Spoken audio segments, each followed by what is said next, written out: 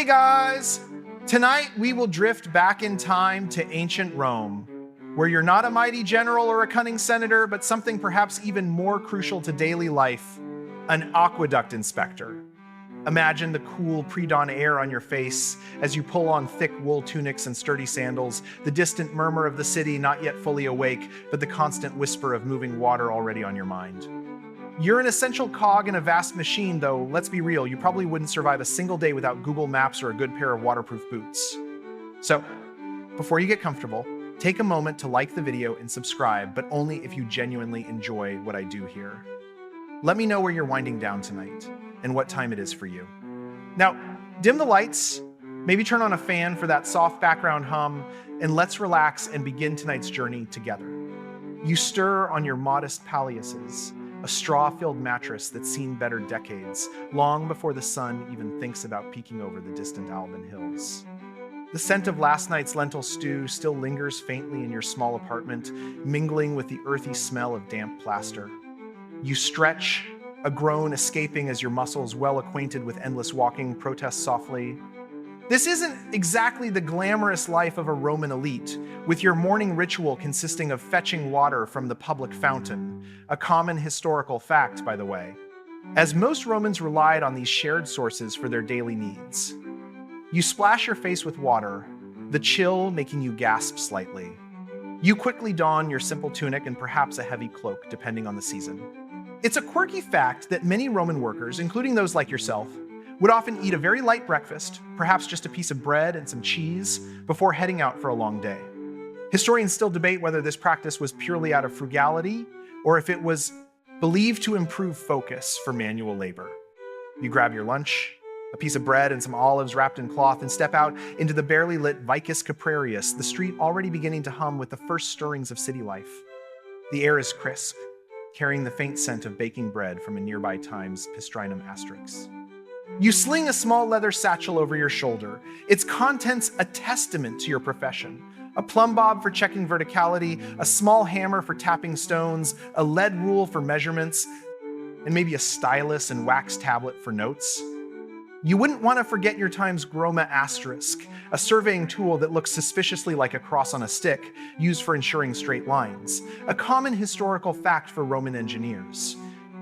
As you navigate the winding, often unpaved streets, you dodge an early morning cart laden with amphorae, its wooden wheels rumbling a rhythm against the cobblestones.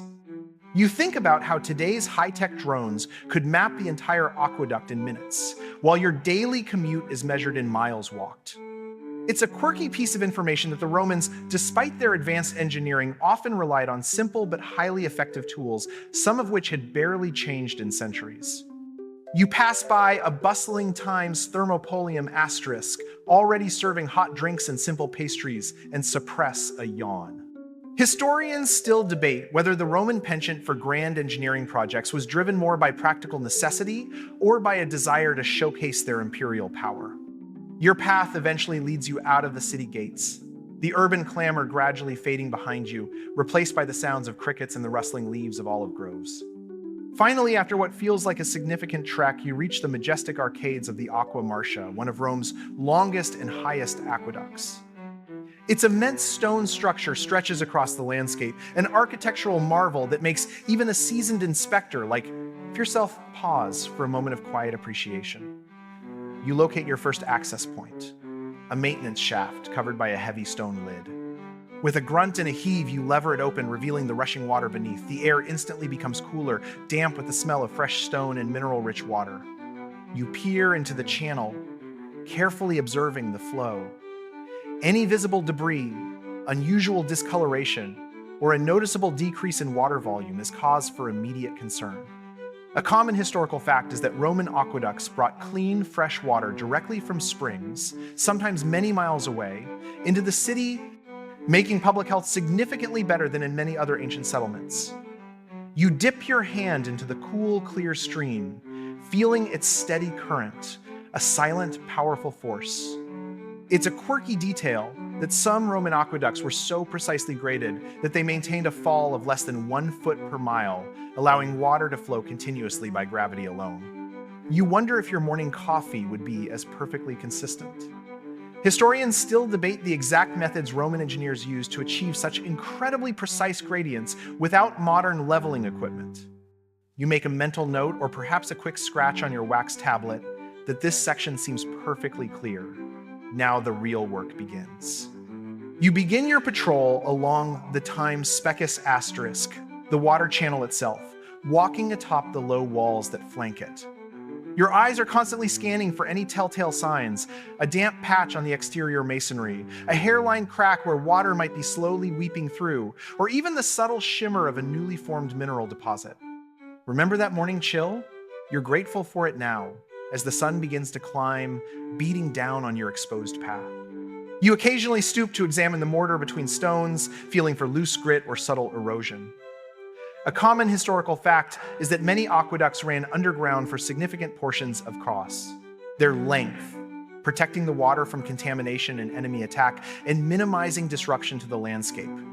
You might even have to descend into a darker, cooler subterranean section, torch in hand, where the air is thick with the smell of earth and ancient stone, and the echoing splash of your footsteps is your only companion.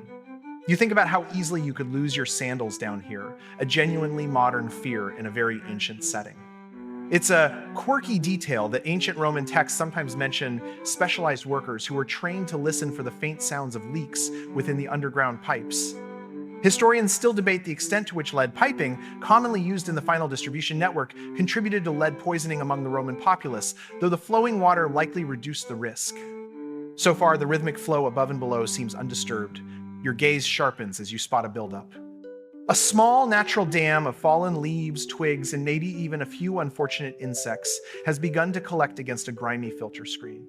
Not a crisis, but left unattended, it could slow the flow and foster algae growth, which is frankly just rude to the city's bathers. You carefully reach in with a long-handled scoop, or perhaps just your bare hands, to clear the detritus. The water swirls around your fingers, surprisingly cold despite the midday sunday. It's a common historical fact that regular maintenance, including the removal of sediment and organic matter, was crucial to the longevity and efficiency of the aqueducts. Sometimes, you might even find a curious, slimy resident, perhaps a frog or a snake, that has made its way into the channel. You gently coax it out, reminding yourself that they're just trying to cool off, even if they are a little gross. It's a quirky piece of information that the Romans sometimes constructed settling tanks, called Times Piscinae Limeriae asterisk, where the water could slow down and deposit sediment before, continuing its journey, making your job a little easier downstream. Historians still debate the optimal frequency of these cleaning operations, given the sheer scale of the aqueduct network and the available manpower. Another section clear, another small victory for Roman hygiene. Day. You move on to a section where the aqueduct crosses a small valley, supported by an impressive series of arches. A visual spectacle that still commands awe, even after you've seen countless such structures. This is where your small hammer comes into play. You tap gently against the massive stone blocks, listening for a change in the sound. A hollow thud instead of a solid ring could indicate a hidden void or a weakening bond in the mortar. It's a common historical fact that Roman concrete, made with volcanic ash, was incredibly durable and waterproof, allowing these structures to stand for centuries, if not millennia. You run your hand along the cool, rough surface of a pillar, feeling for any vibrations or subtle bulges. You might notice a small piece of dislodged mortar, which you carefully scrape away and perhaps patch with some pre-mixed times, opus caementicium times you carry for minor fixes, like a Roman handyman with a very specific monumental project. It's a quirky detail that the Romans sometimes added crushed pottery or brick dust to their mortar, not just for strength, but also to give it a distinct color that could vary by region. Historians still debate the precise formula for the most durable Roman concrete, a secret that modern engineers have tried to rediscover for decades. You breathe a sigh of relief as most of the structure responds with a reassuring solid thunk, a testament to the original builder's skill. As the sun begins its slow descent, painting the sky in hues of orange and purple, you find a relatively flat, shaded spot to sit. It's time for the paperwork, or rather, the waxwork. You pull out your stylus and wax tablet, carefully inscribing your observations from the day. You note the sections inspected, any minor repairs made, and crucially, any significant issues that require a larger team or specialized skills. The precise flow rate, the clarity of the water, the integrity of the masonry, every detail is important.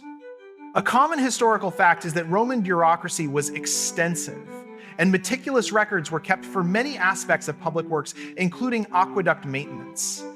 You might draw a crude map or diagram if a problem area is particularly complex, making sure your report will be clear to your supervisor, the Times curator aquarum asterisk. You can almost hear their sigh if your handwriting isn't up to snuff, even in wax.